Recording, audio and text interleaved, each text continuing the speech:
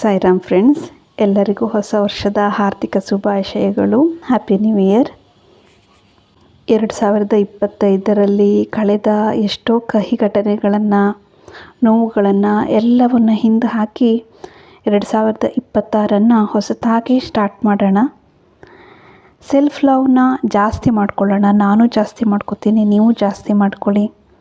ಯಾರು ಏನೇ ಹೇಳಲಿ ಯಾವುದಕ್ಕೂ ತಲೆ ಕೆಡಿಸ್ಕೊಳ್ಳೋದು ಬೇಡ. ನಾವು ನಮ್ಮನ್ನು ಪ್ರೀತಿ ಮಾಡ್ಕೊಳ್ಳೋಣ.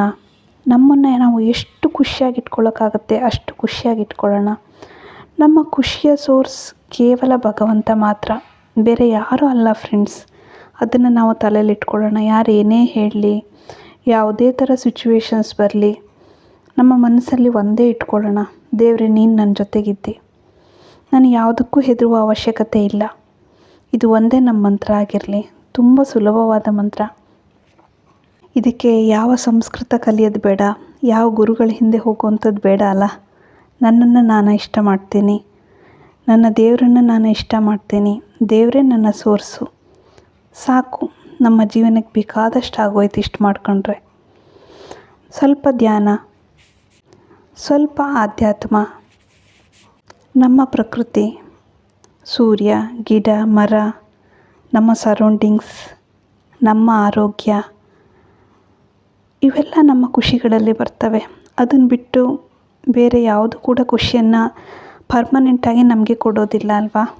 ಹಾಗಾಗಿ ಇವತ್ತಿಂದ ನಮ್ಮ ಖುಷಿ ಬಗ್ಗೆ ನಾವು ಫಸ್ಟ್ ಪ್ರಿಯಾರಿಟಿ ಕೊಟ್ಕೊಳ್ಳೋಣ.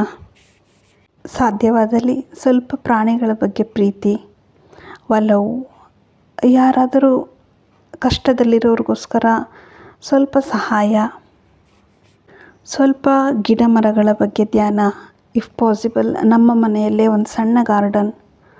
ಇವೆಲ್ಲ ಸೆಲ್ಫ್ ಲವ್ಗೆ ತುಂಬ ಇಂಪಾರ್ಟೆಂಟ್. ನಾವು ಅಂದ್ಕೋತೀವಿ ನಾವೇನೋ ಬೇರೆ ಮಾಡೋದ್ರಿಂದ, ಬೇರೆಯವ್ರಿಗೆ ಹೆಲ್ಪ್ ಮಾಡೋದ್ರಿಂದ ಅವರಿಗೇನು ಉಪಯೋಗ ಆಗ್ತಾಯಿದೆ ಅಂತ. ಆ್ಯಕ್ಚುಲಿ ಅದು ಹಾಗಲ್ಲ ಫ್ರೆಂಡ್ಸ್. ನಾವು ಬೇರೆಯವರಿಗೆ ಹೆಲ್ಪ್ ಮಾಡಿದಾಗ ನಮಗೆ ತುಂಬ ಖುಷಿ ಸಿಕ್ಕುತ್ತೆ. ಅಬ್ಸರ್ವ್ ಮಾಡಿ ನೀವೇ ಬೇಕಾದರೆ. ಒಬ್ಬರೇ ತಿನ್ನೋಕ್ಕಿಂತ ಬೇರೆ ಯಾರನ್ನಾದರೂ ಕರೆದು ಅವರಿಗೊಂದು ಸ್ವಲ್ಪ ಕೊಟ್ಟು ಅವರೊಟ್ಟಿಗೆ ನಾವು ಮಿಂಗಲ್ ಆದಾಗ ಆ ಖುಷಿನೇ ಬೇರೆ. ಅದರ ಅರ್ಥ ಬೇರೆಯವ್ರ ಮೇಲೆ ನಾವು ಡಿಪೆಂಡ್ ಆಗ್ತಿದ್ದೀವಿ ಅಂತಲ್ಲ, ನಮ್ಮ ಖುಷಿಗೋಸ್ಕರ ಇವುಗಳನ್ನೆಲ್ಲ ಮಾಡ್ಕೊಳ್ಳುವಂಥದ್ದು. ಆ್ಯಕ್ಚುಲಿ ನಮಗದು ಗೊತ್ತಿರಲ್ಲ ಅಷ್ಟೇ. ಪಾಟಲ್ಲಿ ಸಣ್ಣದೊಂದು ಬೀಜ ಹಾಕಿ ಅಥವಾ ಸಣ್ಣದೊಂದು ಗಿಡ ನೆಟ್ಟಾಗಲೂ ಅದರಲ್ಲಿ ಒಂದೊಂದು ಚಿಗುರು ಬಂದಾಗಲೂ ಕೊಡುವಂಥ ಖುಷಿ ಇದೆಯಲ್ಲ, ಆ ಚಿಗುರು, ಅದನ್ನು ಬೇರೆ ಯಾವ ದುಡ್ಡು ಕೊಟ್ಟು ಕೂಡ ನಮಗೆ ಕೊಂಡ್ಕೊಳ್ಳೋಕ್ಕೆ ಸಾಧ್ಯ ಇಲ್ಲ. ಆ ಒಂದೊಂದು ಚಿಗುರೊಟ್ಟಿಗೆ ನಮ್ಮ ಮನಸ್ಸು ಎಷ್ಟು ಪ್ರಫುಲ್ಲವಾಗ್ತಿರುತ್ತೆ